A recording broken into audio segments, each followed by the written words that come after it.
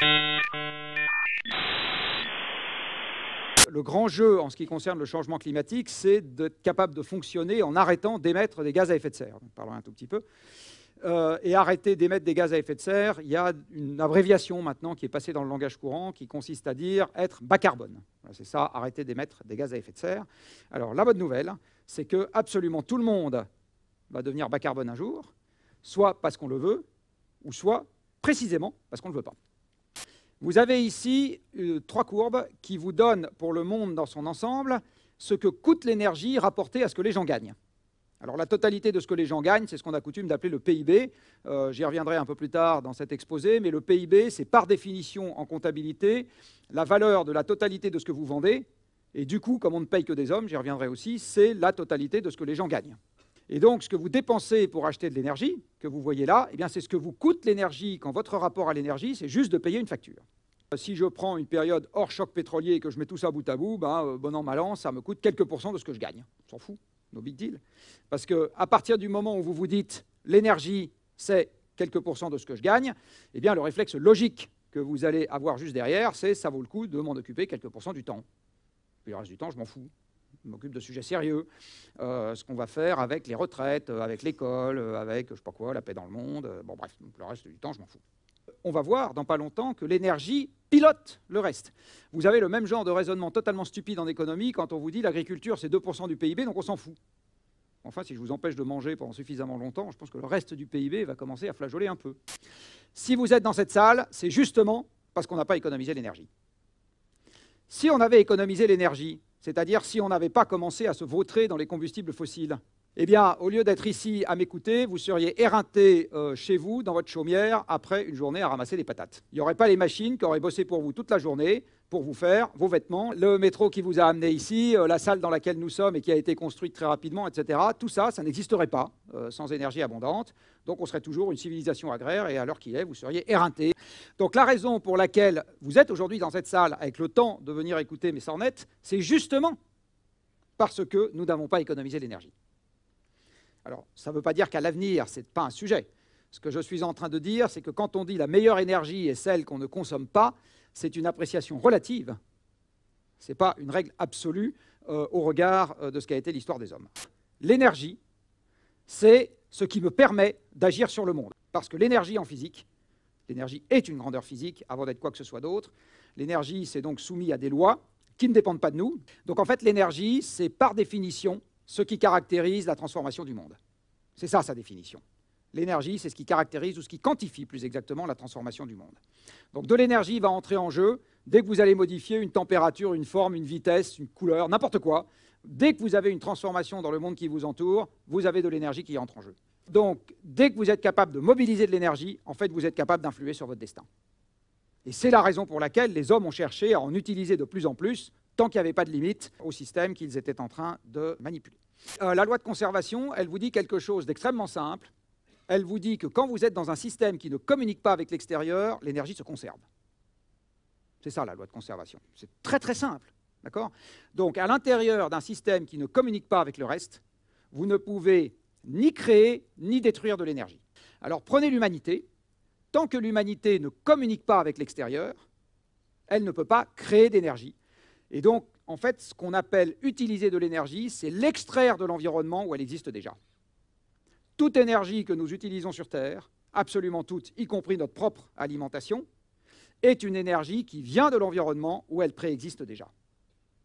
C'est tout ce qu'on a le droit de faire, d'accord ? Sinon, on viole la première loi de la thermo, ce qui est quand même un peu ennuyeux. Cette énergie, vous allez la faire rentrer dans ce qu'on appelle un convertisseur, c'est-à-dire une machine qui va la prendre sous la forme sous laquelle elle l'absorbe et en faire autre chose. Alors, si la machine, c'est vous, vous rentrez l'énergie sous forme chimique, c'est l'énergie contenue dans les aliments, et vous allez en faire deux choses, de la chaleur parfaitement renouvelable, votre corps à 37 degrés, et un peu de mouvement, pas beaucoup en fait, si vous regardez en part relative dans l'énergie qui sort de votre corps. C'est essentiellement de la chaleur. Au début, donc, le seul convertisseur auquel les hommes ont eu accès, c'était eux-mêmes. Avec le temps, quelques brillants ingénieurs ont trouvé d'autres convertisseurs énergétiques capables d'utiliser d'autres sources d'énergie que les hommes, encore une fois, ne peuvent pas exploiter en direct. Quand un Français consomme du pétrole, en fait, il mobilise à son profit une machine qui consomme du pétrole. C'est ça qu'il fait, en vérité. hein. Donc il faut deux choses pour qu'on augmente la consommation d'énergie. Il faut d'une part qu'on ait inventé le convertisseur qui permet de s'en servir, et d'autre part, il faut qu'on diffuse le nombre de convertisseurs qui s'en servent. Et puis bien sûr, il faut que l'énergie préexiste dans l'environnement. Et donc, augmenter sa consommation d'énergie, en fait, ce que vous devez comprendre, c'est j'augmente le parc de machines dont je suis en train de me servir. Directement, ceux qui sont en train de taper sur leur smartphone au lieu de m'écouter, c'est pas bien, les quelques caméras qui tournent, etc. Et surtout indirectement, parce que quand vous avez enfilé un vêtement ce matin, vous avez indirectement mobilisé à votre profit des milliers de machines. Tout ce qui va du puits de pétrole jusqu'aux vêtements, si c'est du poly machin chouette, et tout ce qui va du champ jusqu'aux vêtements, si c'est du coton ou du lin. Et je peux vous dire qu'il y a des milliers de machines qui ont bossé pour que vous enfiliez vos vêtements le matin. Et je vais vous montrer ça avec un petit calcul très simple qui va comparer l'énergie mécanique capable de sortir de vos jambes et ce qu'une machine est capable de nous fournir. Je vous mets un petit sac à dos sur le dos et je vous fais monter 2000 mètres de dénivelé. Donc, si vous faites ça, eh bien, à la fin de la journée, vous aurez restitué, grâce à vos jambes, un ridicule demi-kilowattheure d'énergie mécanique. Un ridiculissime, devrais-je dire, demi-kilowattheure d'énergie mécanique. Tout petit. Nous sommes tout petits.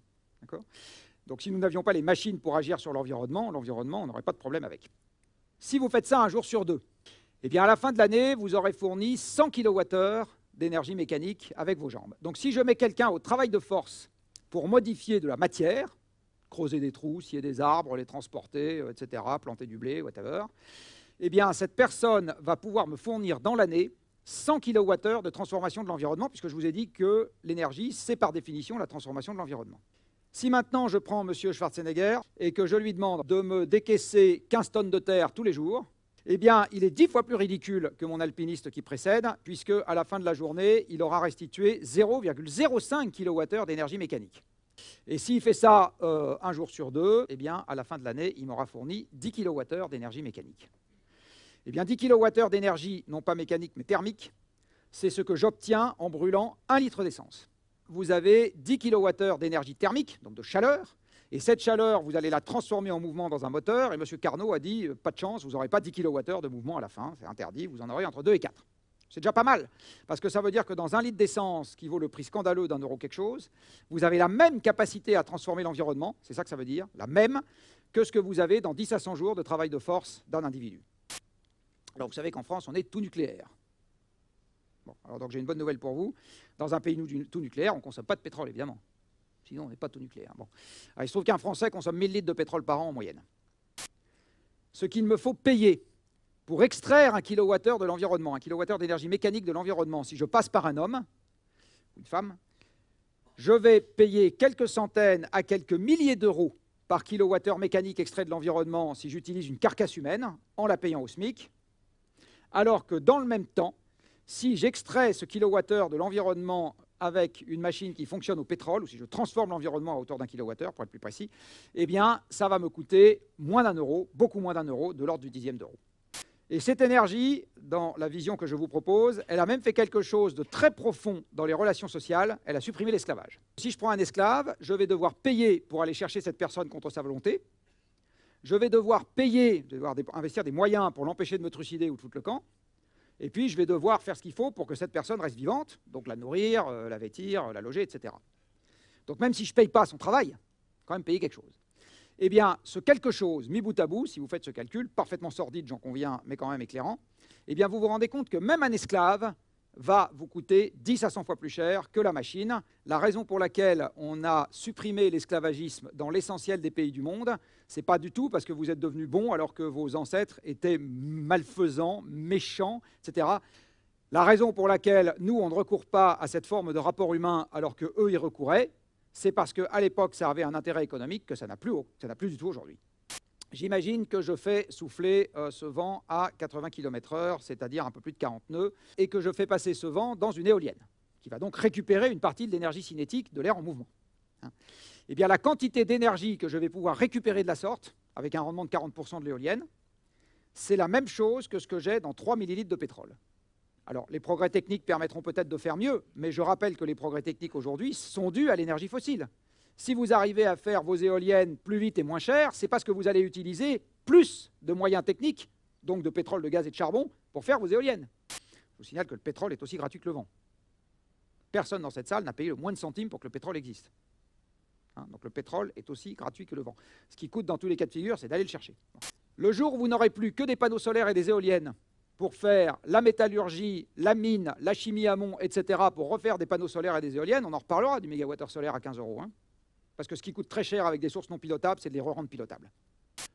Il se trouve qu'il y a 2 siècles, nous avons déjà fait une première fois une expérience 100% ENR. On n'avait pas besoin de l'ADEME à l'époque. On a vraiment fait un monde 100% ENR. Donc, je peux vous dire, l'expérience fonctionne. On l'a faite une fois. À l'époque, on était 500 millions d'agriculteurs, 30 ans d'espérance de vie à la naissance. Mais donc, on l'a déjà faite une fois. Donc, c'est absolument certain que ça marche, 100% ENR. Pas la peine de se gratter la tête. Est-ce que ça marche pour 7 milliards d'homo industrialistes? Ça, c'est une question. La raison pour laquelle on est passé des énergies renouvelables merveilleuses aux énergies fossiles diaboliques, elle est là. C'est que vous avez besoin de mobiliser 100 fois moins de monde pour sortir l'énergie de l'environnement, et donc vous êtes capable d'augmenter la productivité de tous les autres terriens grâce aux machines, et vous êtes capable d'offrir le niveau de vie que vous avez. La civilisation dans laquelle 70% des gens sont occupés à extraire de l'énergie de l'environnement, ça s'appelle une civilisation agricole. Donc ce que vous voyez, c'est qu'il y a 1 siècle et demi, l'approvisionnement énergétique par personne et surtout le fait de bois. Et ce bois sert essentiellement à produire de la chaleur. Donc avec, on se chauffe. On commence également à faire fonctionner des forges, à faire fonctionner les premières machines à vapeur. Mais que quand même, avec ça, on fait beaucoup de chaleur. Et ce que vous voyez, c'est qu'à part le bois, qui ramené à l'individu a baissé en 1 siècle et demi, toutes les autres énergies que nous avons commencer à mobiliser à notre profit, il n'y en a pas une, en gros, qui ait cédé la place à une autre. Hein, jamais la quantité de charbon utilisée par personne n'a été aussi élevée qu'aujourd'hui. Et je peux vous dire que c'est vrai également en France, puisque à chaque fois que vous achetez un produit qui a été made in China, il a été made in charbon. Aujourd'hui, le charbon ne décroît pas pour une raison assez simple, et on le verra tout à l'heure, c'est que les 2 tiers du charbon utilisé sur Terre servent à alimenter des centrales électriques. Alors là aussi, vous peut-être pas dans cette salle, mais l'essentiel des gens à qui on dit électricité dans le monde, ils pensent nucléaire, ils pensent éventuellement éolien. Voilà. Or, il se trouve que dans le monde, la première et de loin source de production électrique fait appel au charbon. Au charbon, on a rajouté le pétrole. Le pétrole n'a pas du tout supprimé le charbon, il est juste rajouté par-dessus. Alors pourquoi? Parce que le pétrole ne sert pas du tout à la même chose que le charbon. Le pétrole, à cause de son extraordinaire densité énergétique par unité de volume, ou par unité de poids plus exactement, eh bien, il sert au transport avant tout. L'essentiel de ceux qui se déplacent sur Terre utilisent du pétrole. 100% des avions, 100% de ce qui navigue, et 90% de ce qui roule, en gros, utilisent du pétrole. Donc tout ça mis bout à bout fait que 98% de l'énergie qu'on utilise pour se déplacer, c'est du pétrole. Alors, ce que vous voyez là, c'est ramener à l'individu l'approvisionnement énergétique mondial agrégé de l'éolien, du photovoltaïque, du houlomoteur, du marémoteur, du biogaz, de la géothermie, sauf les 2 grandes énergies renouvelables qu'on utilise aujourd'hui dans le monde, c'est-à-dire le bois et l'hydroélectricité. Donc c'est tout le reste. Bon. Alors faisons vite. L'accord de Paris, en maintenant votre confort de vie, c'est-à-dire au premier ordre votre quantité d'énergie utilisée par personne, c'est-à-dire au premier ordre la quantité de machines que vous utilisez chaque jour, ça revient à ce que le petit machin violet, là, supprime tout le reste en 35 ans. L'essentiel de ce qui fait votre niveau de vie, c'est le carbone. L'essentiel. Donc, je vais vous le dire d'une autre manière. Les 2 degrés, c'est organiser une récession massive. Donc, la vérité indicible derrière ce graphique, c'est que le niveau de vie du smicard français n'est pas durable. Quelle était la taille de la population mondiale qu'on vous apprenait à l'école primaire? Bon. Alors, les plus jeunes dans cette salle, on leur a dit 7 milliards. Bon. À mon époque, c'était plutôt 3. Et à l'époque de mes parents, c'était plutôt 2. Quand même monté très vite. Donc, je regarde quelle est l'énergie qui augmente le plus sur les 15 dernières années, puisque vous savez bien qu'on installe des éoliennes partout. C'est le charbon qui a le plus augmenté sur les 15 dernières années, enfin les 16. Juste derrière, on va trouver une 2e énergie fossile, le gaz. Juste derrière, une 3e énergie fossile. Ce que j'ai appelé oil ici, en fait, c'est les liquides, mais peu importe. C'est les carburants. Voilà. La première énergie renouvelable vient loin derrière, et soit dit en passant, c'est de l'hydroélectricité. Et la grande hydraulique, on peut débattre sur ses très grandes vertus environnementales. En fait, comme l'énergie, c'est par définition transformer ce qui nous entoure, Le drame, c'est que dès que vous transformez beaucoup, vous avez beaucoup de sous-produits et beaucoup d'effets indésirables. Donc toute énergie devient sale dès lors qu'elle devient massivement utilisée. Il n'y en a pas une qui fait exception. Parce que, par définition, utiliser plein d'énergie, c'est beaucoup perturber l'environnement. Alors, avec quoi fait-on de l'électricité aujourd'hui? Pour 40% avec du charbon. Là, il y a une équivalence 1 pour 1 que vous pouvez garder en mémoire. 1 kWh au charbon, 1 kg de CO2. Ça, c'est simple. Un peu moins des fois quand c'est très efficace. Avec du gaz, 2 fois moins, pas mal. Encore avec du pétrole. Vous voyez que, soit dit en passant, la quantité en valeur absolue de kilowattheures qui sortent des centrales au fioul, c'est presque la même chose qu'il y a 30 ans. Hein, pas relatif, ça a baissé. Après, la première grande électricité bas carbone dans le monde, c'est l'hydroélectricité. La deuxième, c'est le nucléaire. Et après, vous allez trouver les trucs qui sont là-haut. Alors, le solaire, c'est le truc orange, là. Si vous avez mis vos bonnes lunettes ou que vous avez une bonne vue. Et le grand paradoxe, c'est que ces énergies ne sont pas du tout décarbonées nécessairement. Enfin, pas du tout très décarbonées, parce qu'il faut fabriquer le panneau, il faut fabriquer l'éolienne. Et si en plus vous stockez, il faut fabriquer la batterie. Donc, vous avez 2 facteurs de production. C'est pas comme ça qu'on apprend l'économie. Vous avez 2 facteurs de production, le capital et le travail. Et hop, le supermarché se remplit. Mais donc, M. Dupin, il dit, certes, nous avons des hommes et des femmes, ou dans l'autre sens, peu importe, mais nous avons également des machines. Alors, à l'époque, les machines, c'est des moulins, vous voyez, à vent, hydraulique, etc., des machines à vapeur. Et il dit, si je transforme ça en équivalent carcasse, en équivalent esclave, en équivalent homme au travail, eh bien, vous voyez que je rajoute à la population française 5 millions d'hommes virtuels et à la population grande bretonne 20 millions d'hommes virtuels. Voilà. Donc, M. Dupin, s'il avait conçu le système économique mondial, il n'aurait pas du tout raisonné de la même manière. Il aurait dit, certes, en sortie, j'ai une production, sauf que pour produire, j'ai besoin des ressources à transformer. Donc, M. Dupin n'aurait pas oublié que pour faire des meubles en bois, il faut du bois. Ce n'est pas juste des investissements dans les scieries. Et M. Dupin, il aurait également dit, il me faut cette capacité à transformer les ressources, que j'appelle le travail. Donc, moi, je n'ai rien inventé avec les esclaves énergétiques. Et tous ceux qui ont parlé d'esclaves énergétiques avant moi, jusqu'à M. Dupin, n'ont rien inventé non plus. Prenez un tracteur, le premier tracteur venu, quelques dizaines de kilowatts, ça vous remplace quelques centaines de paires de jambes ou quelques dizaines d'animaux de trait. Raison pour laquelle, dès que vous augmentez l'approvisionnement énergétique dans un pays, vous voyez la fraction de la population active qui bosse dans l'agriculture qui baisse. C'est mécanique. Ça se passe comme ça partout. Avec un tel différentiel d'efficacité entre l'homme et la machine, vous n'avez besoin de travail que pour piloter les machines au travail. Et si l'approvisionnement énergétique baisse, ça vous explique ce paradoxe, qui est que si l'approvisionnement énergétique se met à baisser de manière subie, il y a moins de machines qui peuvent bosser, et du coup, vous avez besoin de moins de monde. La première pensée qui viendrait à l'esprit, moi inclus pendant longtemps, c'était de dire, si je baisse l'approvisionnement énergétique, il y a moins de machines au boulot, donc ça libère de l'espace pour les hommes. Mais non, dans un univers de prix de marché, ça ne marche pas, parce que le prix de la production des machines résiduelles, celles qui sont toujours capables de bosser, reste tellement bas que ça ne rend toujours pas l'homme compétitif. Donc tout ce que vous faites quand l'approvisionnement énergétique baisse dans un monde de machines, avec un tel écart de productivité entre l'homme et la machine, c'est vous créez du chômage. Ce qui veut dire que ce qui transforme au premier ordre le monde qui nous entoure, ce n'est pas vous, c'est les machines. Vous, vous ne servez à rien d'autre qu'à piloter des machines. Si vous avez un goulet d'étranglement sur l'énergie, eh bien, vous avez moins de machines au travail et donc moins de PIB, nonobstant le fait que vous bottiez les fesses des chômeurs pour qu'ils aillent bosser, et nonobstant le fait que vous bottiez les fesses des banquiers pour qu'ils investissent là où il faut. Alors, tant que vous avez plein d'énergie, le PIB augmente. Vous avez ici un nuage de points, donc c'est un nuage de points, sauf que ça décrit une droite, et c'est le meilleur modèle macroéconomique que je connaisse à date.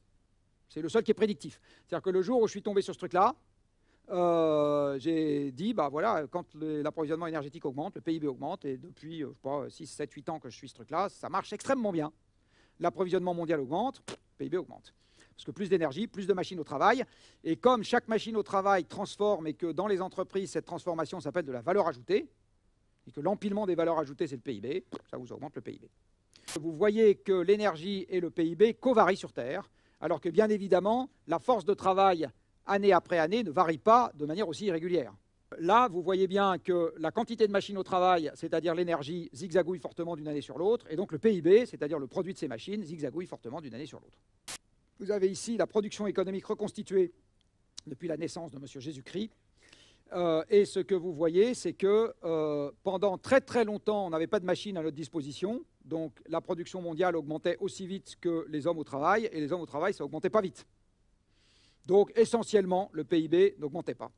Et alors là, crac, on est parti pour 3% par an. Et la démocratie athénienne ou romaine, c'était juste une poignée de citoyens libres assis sur une armée d'esclaves. Donc l'histoire a retenu les gens là, qui parlaient de la pluie et du beau temps dans l'agora. Ils ont juste oublié que ces gens-là étaient assis sur une armée d'esclaves qui bossaient à leur place. Donc aujourd'hui, on a reproduit le système, sauf que les esclaves sont inanimés.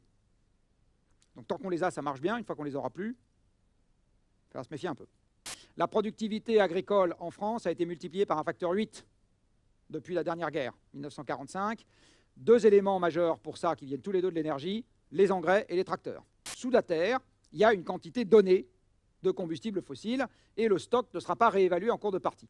On peut considérer que ce stock, on ne le connaît pas exactement encore sur le bout des doigts, etc. Mais la seule chose qui est certaine, à cause du processus de formation, c'est qu'il n'augmentera pas en cours de partie. Quand vous tapez dans un stock de départ qui est donné une fois pour toutes et que vous ne pourrez plus jamais réalimenter, les mathématiques vous disent que vous n'avez pas le droit d'avoir en provenance de ce stock une consommation indéfiniment croissante. Vous n'avez même pas le droit d'avoir une consommation indéfiniment constante. En pareil cas, vous n'avez qu'une seule forme globale de courbe qui est autorisée, c'est que si vous remontez suffisamment loin dans le temps, la consommation est nulle. Si vous allez suffisamment loin dans le temps, la consommation sera de nouveau nulle, et quelque part entre les deux, elle passera par un maximum absolu. Alors le pic s'applique ou s'appliquera au pétrole, au gaz, au charbon, mais il s'applique aussi ou s'appliquera alors à l'étain, au tungstène, au chrome, au vanadium, au fer, à la bauxite et à la potasse. Ce n'est pas de l'idéologie, c'est un théorème de maths. L'approvisionnement énergétique par personne en Europe, et ce que vous voyez, c'est qu'on est passé par le maximum de cet approvisionnement. En fait, il y a deux temps. Jusqu'au choc pétrolier, ça augmente très vite. À partir des chocs pétroliers, ça n'augmente plus jusqu'en 2006. Et en 2006, c'est-à-dire 2 ans avant Lehman Brothers, ça commence à décroître. Le surplus de concentration en CO2 que nous avons créé aujourd'hui, si demain matin, j'annulais les émissions mondiales, donc j'arrête totalement d'émettre des gaz à effet de serre dans le monde, j'arrête, demain matin, eh bien, le surplus que nous avons déjà créé, le fait de passer de 280 à 400 parties par million, au bout d'un siècle, il vous reste encore 40% de ce surplus, au bout d'un millénaire, il vous reste encore 20% de ce surplus, et au bout de 10 000 ans, il vous en reste encore 10%. Il n'existe pas, pour le changement climatique, de bouton reset. Le deuxième ordre de grandeur que je voudrais vous mettre en tête, c'est ce que représente la variation de température dont on est en train de parler. Vous savez que les médias n'arrêtent pas de vous dire on risque 2 degrés, 3 degrés, etc. Alors, en fait, quand vous entendez ça, vous vous en foutez complètement.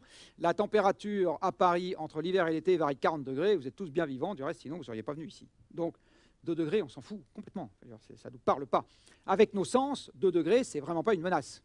4 ou 5 degrés sur Terre d'élévation en un siècle, c'est la guerre partout. Donc il y a un risque sur la production agricole, il y a un risque sur la stabilité des écosystèmes qui n'ont pas besoin de ça, il y a un risque sur la prolifération de virus et de bactéries qui n'existaient pas avant, il y a un risque sur les événements extrêmes thermiques, il y a un risque sur l'élévation de l'océan, il y a un risque sur le pH de l'océan, il y a un risque sur la circulation océanique à grande échelle, il y a un risque sur l'intensité des ouragans, parce qu'il y a une augmentation. Il y a un risque sur la déstabilisation du Groenland et de la calotte antarctique de l'Ouest. Et ça, c'est 3 à 6 mètres d'eau dans l'océan de manière certaine. Et si on dépasse les 2 degrés, vous avez également la calotte antarctique de l'Ouest qui est à risque. Et ça, c'est 6 mètres d'eau dans l'océan. Vous verrez après à quoi ressemble l'Europe du Nord avec 9 mètres d'eau en plus. Il y a un risque sur la remise en circulation de stocks de carbone qui était fixe depuis des milliers ou des millions d'années. Voilà, et donc il y a un risque sur les hommes à l'arrivée. 2015, on a déjà émis 2000 milliards de tonnes de CO2. Et donc, je te dis que tu as déjà signé pour 1, quelque chose degré. Même s'ils ne sont pas là tout de suite, tu as signé pour. Donc les 1,5 degrés qui sont le talon bas de l'accord de Paris, vous oubliez, ils sont déjà derrière nous. Si vous voulez les 2 degrés dont il est question, alors physiquement, c'est encore possible. À ce moment, il faut se limiter à 3000 milliards de tonnes de CO2, dont 2000 ont déjà été dépensés. Donc les plus jeunes dans cette salle, jusqu'à la fin de leur jour, ont le droit d'émettre collectivement, alors qu'ils sont 7 milliards, la moitié de ce que leurs grands-parents et leurs parents ont émis pendant le siècle qui s'est terminé il n'y a pas longtemps, alors qu'ils étaient en moyenne 3 fois moins nombreux. À ce moment-là, il faut avoir rendu les émissions mondiales nulles quelque part dans la deuxième moitié du XXIe siècle, d'où l'expression de neutralité qui commence à arriver partout, et il faut les avoir divisées par 3 d'ici à 2050, donc d'ici à ce que mes enfants aient mon âge. C'est ça les 2 degrés. Vous avez aujourd'hui un camembert qui vous donne la répartition des émissions planétaires de gaz à effet de serre, grossièrement reconstitué par votre serviteur en panachant les énergies, les machins, les trucs et les bidules. C'est tout gaz à effet de serre confondu, c'est le CO2, le méthane, le protoxyde d'azote et les gaz halogénés. un peu plus de 20% des émissions planétaires sont le fait des centrales à charbon. Vous avez 7% des émissions planétaires qui sont le fait des centrales à gaz et un peu à fioul. Vous avez 5% des émissions planétaires qui sont le fait des cimentiers. Le reste de l'industrie, dans lequel l'acierie fait à peu près 4% aussi, c'est 12%, le reste c'est de la chimie de base, et après, le reste c'est des cacahuètes. Les chaudières de bâtiment, c'est 5%. Les transports, c'est 14%, dans lesquels vous avez à peu près 6 pour les voitures, à peu près 4 pour les camions, à peu près 2 pour les bateaux et à peu près 2 pour les avions. Il ne suffira pas de moins prendre l'avion et de moins prendre sa bagnole pour avoir réglé le problème. 20% des émissions mondiales sont le fait de manger. Alors là-dedans, qu'est-ce qu'il y a? Vous avez les émissions directes de méthane des ruminants. Le méthane est un gaz à effet de serre 28 fois plus puissant que le CO2. Vous avez également du protoxyde d'azote, qui est un sous-produit de l'utilisation des engrais azotés quand on les épand dans les champs. Vous avez le méthane des rizières et vous avez les émissions de méthane des déjections. 9% des émissions planétaires, c'est la déforestation, qui est un déterminant amont de la croissance démographique et de l'alimentation. Donc quand les agronomes vous disent on peut nourrir 9 milliards d'hommes sur Terre, les nourrir sûrement, avec de la biodiversité qui reste, ça se discute. Et enfin, vous avez quelques potes de perlimpinpin pour finir le reste, la gestion des déchets, les chaînes du froid, etc.